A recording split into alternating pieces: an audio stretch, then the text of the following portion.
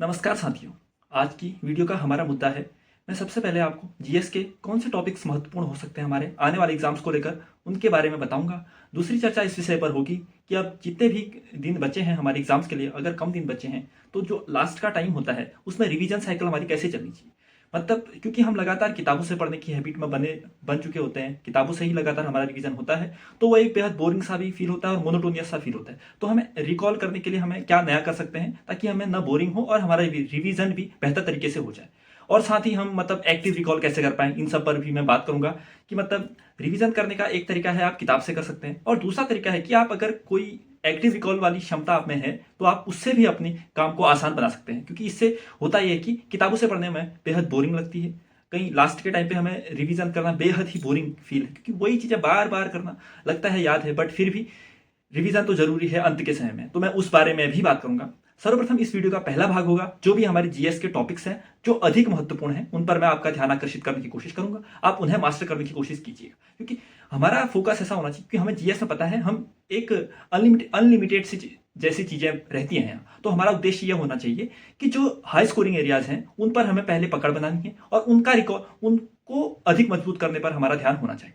और जो कम महत्व के मुद्दे हैं बट फिर भी उनसे क्वेश्चन बनते हैं, उनको छोड़ के तो नहीं जाना है, बट उनका महत्व जितना है, मतलब जितना उनका वेटेज है उसी अनुरूप हमें उनको तैयार करने पर ध्यान देना चाहिए। ये वीडियो इसलिए भी महत्वपूर्ण होगी क्योंकि आप एक नए तरीकों को सीखेंगे, जहां तक मैं मानता हूं, रिवीजन की। ठीक है, तो अगर आपको वीडियो हेल्पफुल लगती है थोड़ी भी, तो आप इसे शेयर कर सकते हैं और लाइक भी कर सकते हैं, क्योंकि मेन उद्देश्य यही है इस वीडियो का कि आपको सही तरीके से गाइड किया जा सके। आप में से कई साथी इस तरीके से भी नाराज हैं, क्यों? मतलब या फिर आपको यह लग सकता है कि मैं रोज रोज क्यों, लेकिन सबसे आवश्यक यही है साथियों। मैं एक सत्य राह पर मैं आपको बताने की कोशिश कर रहा हूं कि गाइडेंस का बेहद बड़ा रोल होता है। अगर आपको रेगुलर अगर आप पढ़ेंगे जो भी करेंगे बट दिशा सही नहीं है तो क्या फायदा। इतनी बड़ी पोथियां बना के थोड़ी है भाई।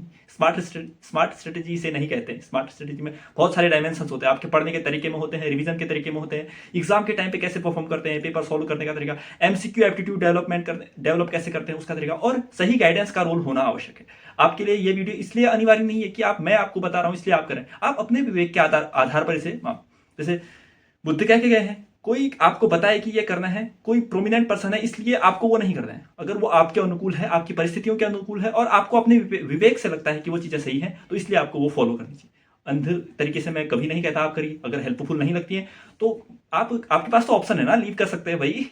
तो ये तो सब आपके हाथ में है। बशर्ते मैं जिन लोगों को फायदा होता है उनके लिए वीडियो बनाने की कोशिश करता हूं। मैं अपने एंड से जितनी कोशिश कर सकता हूं करने का प्रयास करता हूं। एमसीक्यू एप्टीट्यूड डेवलप करना मुझे लगता है कि एक सर्टेन पढ़ाई के बाद वो मोस्ट इंपोर्टेंट भाग है हमारी सक्सेस में, इसलिए मैं उस पर आजकल ज्यादा ध्यान देता हूं। आप उस पर अगर आप खुद ही आकलन कर पा रहे होंगे कि अगर आप एक टाइम पर अगर इतने एमसीक्यू लगाते हैं लगातार, तो कितना फायदा इससे हो सकता है।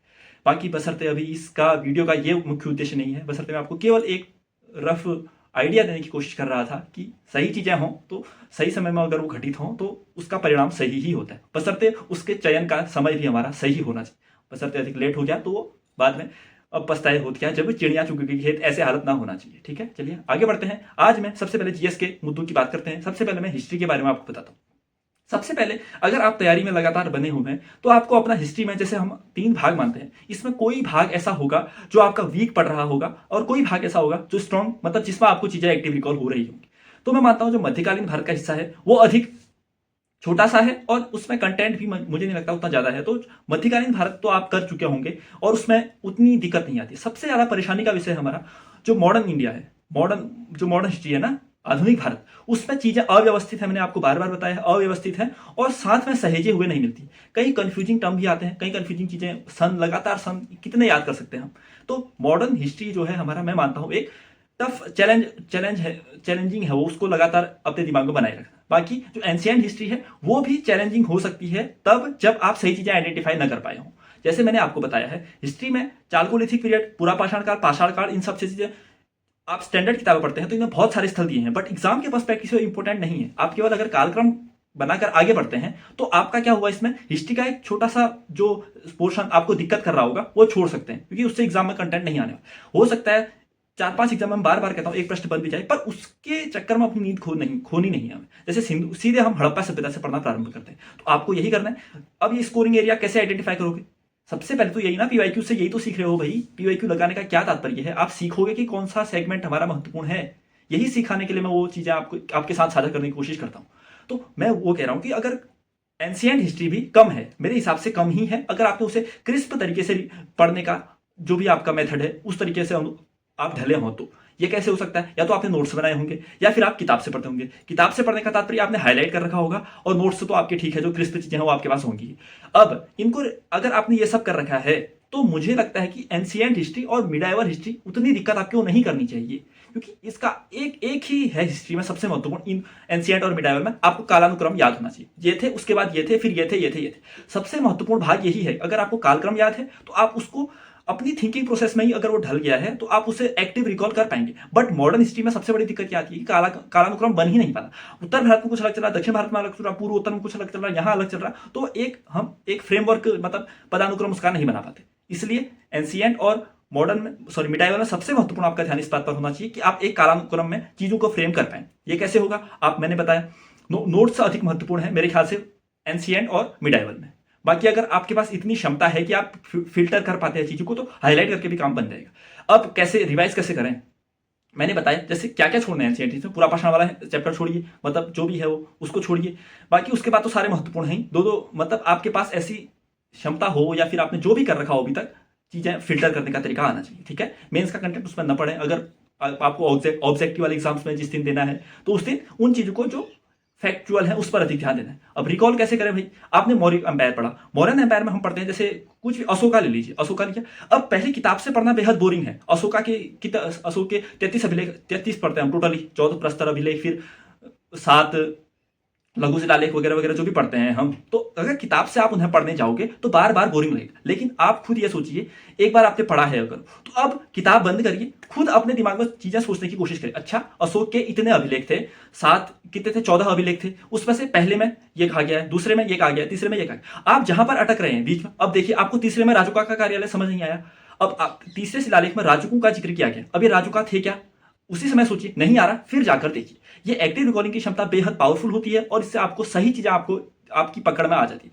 टॉपिक देखने के लिए आप किताब देख सकते हैं। जैसे सबसे पहले आपने मौर्यन एम्पायर खोला, उसमें आपने चंद्रगुप्त मौर्य देख लिया। अब चंद्रगुप्त मौर्य ही देखना है बस। अब उसके बारे में आप क्या क्या सोच सकते हैं खुद। अच्छा, चंद्रगुप्त मौर्य 321 में शासन में बैठा, फिर 298 में ईसा पूर्व उसने संलेखना धारण कर लिया था श्रवणबेलगोला में। और उसके दरबार में कौन थे? सेल्यूकस निकेटर का राजदूत था मेगास्थनीज, वो आए थे, उसने इंडिका लिखी थी। ये सब चीजें, मतलब जितनी चीजें आपको रिकॉल हो सकती हैं चंद्रगुप्त मौर्य की, रिकॉल करिए अपने मन से, बगैर किताब में देखिए। जहां पर आप फंसते हैं, जहां पर कोई चीज आपको समझ नहीं आती, फिर किताब देखिए। ये बेहद प्रभावी तरीका होगा, मैं मानता हूं, चीजों को याद करने का और लंबे समय तक, और वो चीजें आइडेंटिफाई करने का जो आपको याद नहीं। ऐसे ही कुछ भी याद कर लीजिए। जैसे गुप्ता पीरियड में आपने क्या चंद्रगुप्त द्वितीय को पकड़ा, उसके दरबार में नवरत्न थे, हमें पता है। अब नवरत्न किताब में से मत रिवाइज करिए, आपने बहुत पढ़ लिया अभी तक। अब अपने दिमाग में अभी सोचिए, नवरत्न सोचिए। आप नवरत्न अगर सोच पा रहे हैं और उनने कौन क्या था, जैसे घटकपारा, शंकु, ये वास्तुकार थे, क्या थे, अगर आपको ये चीजें याद आ रही हैं फिर तो ठीक है, आपका रिवाइज है। लेकिन कहीं पर तो फंसोगे आप। 9 के 9 आप एक सीरियल में आपको याद होंगे नहीं, 8 करोगे, 7 करोगे, 6 करोगे। अब वो जो 2 या 3 या जितने भी आपको याद नहीं आ रहे हैं वही तो याद करने हैं आपको, वो जाकर किताब में देख लीजिए। वहीं पर टॉपिक पकड़िए, अपने दिमाग में उससे रिलेटेड चीजें याद करने की कोशिश कीजिए। जो चीज जहां पर फंसते हैं वहां पर किताब में देखिए। ये तरीका बेहद प्रभावी है, ये आजमाया गया तरीका है। इससे बोरिंग नहीं लगती, मतलब बोरियत नहीं होती। पहली बात, क्योंकि हम अपने दिमाग पे प्रेशर करते हैं, किताब से जो हमारा मोनोटोनियस तरीका है वो नहीं लेते। इससे फायदा होगा। हर टॉपिक का ऐसे करिए। आपने सिंधु सभ्यता निकाला, उसके भी कितनी चीजें आप याद कर सकते हैं, खुद याद करें। जहां पर आप अटके थे वहां पर जाके किताब देखनी। ये रिवीजन के तरीके की बात कर रहा हूं। स्टार्टिंग में आप ऐसा नहीं कर सकते। स्टार्टिंग में तो आपको चीजें की समझ होनी चाहिए कि ये था, पहले तो याद होनी चाहिए चीजें। जब आप रिवीजन करते हैं उस तरीके से आप इसको आजमा सकते हैं। हिस्ट्री का भी ऐसे कर सकते हैं। उसके बाद मान लिया जाए आप पॉलिटी रिवाइज कर रहे हैं, सबसे महत्वपूर्ण आर्टिकल्स की श्रेणी निकालिए। आपने कहीं पर तो कंपाइल किया होगा, या आपके जो भी सोर्स है सबसे महत्वपूर्ण आर्टिकल आपने लिखे होंगे। अब क्या कर सकते हैं आप उसमें, अपने दिमाग में सोचिए आपको कितने आर्टिकल याद आ रहे हैं। 1 2 3 4 5 6 51 तक तो लगभग सभी को याद होते ही हैं, डीपीएसपी तक। उसके बाद सोचिए राष्ट्रपति के आर्टिकल महत्वपूर्ण है तो राष्ट्रपति के सारे आर्टिकल याद करिए। अपने दिमाग में सोचने की कोशिश कीजिए आप कहां पर फंस रहे हैं। अच्छा, 57 में नहीं आ रहा आपको, जाकर देखिए। लेकिन पहले किताब मत देखिए, पहले अपने दिमाग पर प्रेशर करिए आपको कितनी चीजें याद आ रही हैं। बशर्ते टॉपिक का चयन करने के लिए आपको किताब खोलनी है, क्योंकि राष्ट्रपति आपके दिमाग में अचानक नहीं आ जाएगा। अब आप राज्यपाल देखा आपने किताब में, अच्छा राज्यपाल देख लिया, अब उसके आर्टिकल देखिए कितनी चीजें आपको याद आ रही है। वो प्रसाद पर्यंत रहता है, कैसे उसको नियुक्त किया जाता है, कैसे उसको हटाया जाता है, क्या उसके आर्टिकल हैं। अपने से उसकी चीजें याद करने की कोशिश कीजिए। जहां अगर आपने सारी चीजें कह ली, फिर से किताब देख सकते। अच्छा, ये चीजें मेरी छूट गई थी, ऐसे भी कर सकते हैं। बट कुछ ना कुछ तो नयापन लाना पड़ेगा ना तैयारी में। अगर ऐसे ही बोरियत वाली फिल्म करोगे तो कई चीजें छूट जाएंगी। और होता यह है रिवीजन में सबसे बड़ी दिक्कत ये आती है किताब से रिवाइज करने में, हम खाली पढ़ लेते हैं, मतलब क्योंकि हमें पता होता है हमने 4-5 बार पढ़ा है, अब रिकॉल हो रहा है या नहीं कोई मतलब नहीं है, बस रिवाइज करने का तात्पर्य केवल पन्ना पलटना नहीं है। ठीक है, आप ऐसा कर सकते हैं। अगर आपको भाग, अब देखिए पॉलिटी में अनुसूचियां, अनुसूचियां अपने मन में बोलिए 12 की 12 नहीं आ रही जहां पर वहां पे देखिए। भाग 24 है, अपने मन में बोलिए ना सारे, फिर वहां पे देखिए अमेंडमेंट्स देख लीजिए आपको कितने याद रहे, पहला, दूसरा, तीसरा, पांचवा, सातवां, जितने भी महत्वपूर्ण है आपको कितने याद किए हैं आपने, अपने अंदर से रिकॉल करने की कोशिश कीजिए। जहां पर फंसते हैं वहां पर जाकर किताब देखिए। ये रिवीजन का बेहद प्रभावी तरीका है। तो मैंने सबसे पहले बताया एंशिएंट हिस्ट्री में आपको मॉडर्न एंशिएंट और मिडाइवल में अगर आपने फिल्टर कर रखे हैं तो ये चीजें महत्वपूर्ण है और जल्दी रिवाइज आप कर पाओगे। बाकी एग्जाम के टाइम में आपको प्रायोरिटी मॉडर्न हिस्ट्री है, जो मॉडर्न हिस्ट्री है, क्योंकि वो रिवाइज हो नहीं पाती, उसमें बेहद सारे फैक्चुअल तथ्य हैं और उसको मतलब मैं हमेशा, जैसे मॉडर्न हिस्ट्री हो गया या फिर कंप्यूटर हो गया था या फिर करंट अफेयर्स हो गया, ये मेरे चुनिंदा टॉपिक्स थे जो मैं एग्जाम से पहले के लिए रखता था। मतलब जैसे एग्जाम कल है तो मैं आज ऐसे टॉपिक्स को ही रिवाइज करूँ। मैं मॉडर्न हिस्ट्री को, सॉरी जो एंशिएंट हिस्ट्री मिडाइवल है इसको नहीं करूंगा, पॉलिटी को नहीं करता था, इकोनॉमी का जो कंसेप्चुअल भाग है उसको नहीं करता था रिवाइज एग्जाम के एक दिन पहले। एग्जाम के एक दिन पहले उन चीजों को छाट कर रखिए जो आपको बार बार पढ़ने के बाद भी रिवाइज नहीं हो रही। इनमें आपका क्या आ सकता है, इकोनॉमी का फैक्चुअल भाग, जैसे बैंक की स्थापना या फिर अभी क्या रेट है, करंट के इश्यूज, ये सब चीजें। फिर पॉलिटी का ये आर्टिकल वाली चीजें, अनुसूची वाली चीजें, भाग को रिवाइज करना, अमेंडमेंट्स को रिवाइज करना, ये वही एग्जाम्स के जस्ट पहले वाली चीजें। कंप्यूटर को रिवाइज करना, करंट को रिवाइज करना, और हिस्ट्री में मैंने बताया आपको मॉडर्न हिस्ट्री एग्जाम से पहले रिवाइज करने के लिए रखना है, बाकी चीजें आप पहले कर सकते हैं। ठीक है, और उसके बाद हम ज्योग्राफी में आए। ज्योग्राफी में भी दो भाग होते हैं, एक कंसेप्चुअल भाग होता है और एक आपका ट्रेडिशनल भाग होता है जो फैक्ट वाला रहता है। तो जो कंसेप्चुअल बिल्डिंग है आपकी वो पहले बन जानी चाहिए। वो आपको, अब मानसून कैसे आता पता है तो आपको बार बार उसके लिए फिल्टर नहीं करना पड़ेगा, वो आप नहीं भी करेंगे रिवाइज फिर भी वही स्थिर रहेगा। लेकिन फैक्चुअल भाग में अच्छा झील, ताल, नदियां, ये सब तो हम भूल सकते हैं ना, तो ये सब चीजें रखिए एग्जाम से पहले रिवाइज करने के तरीके पर। ठीक है, तो सबसे पहली बात हमने क्या सीखी, रिवाइज करने के तरीके को अपना थोड़ा मॉडर्न करना पड़ेगा। रिवाइज करने का एक तरीका यह हो सकता है आप किताब खोल के बैठे, जो भी आपके नोट्स हैं, जो भी चीजें आपने बनाई और उसको पलटने लगे। ठीक है, एक तरीका यह है। लेकिन इसमें यह हो सकता है कि आपका दिमाग एक तो बोरियत फील करे और सही चीजों को आइडेंटिफाई न कर पाए।